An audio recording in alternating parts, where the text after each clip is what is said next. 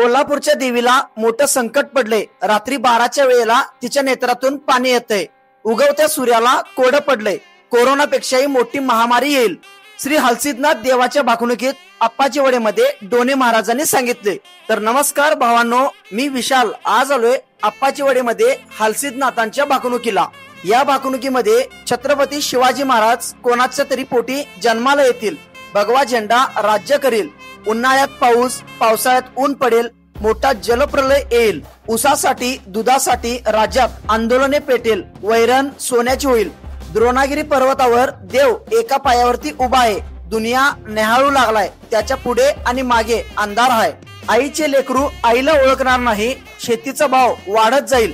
वाडी तीर्थक्षेत्राचा उद्धार होईल। अशी बरीच भाकणूक सांगण्यात आली। या भाकणुकीचा संपूर्ण व्हिडिओ आपल्या रोकटोक विशाल या युट्यूब चॅनल वरती पाहायला मिळेल। आप्पाची वडेमध्ये भाकणुकीसाठी लाखोंची गर्दी जमलेली। प्रत्येक जण सोनेरी भंडाऱ्यात नाहून निघालेला। बोला हलसिद्धनाथांच्या नावानं चांग भलं।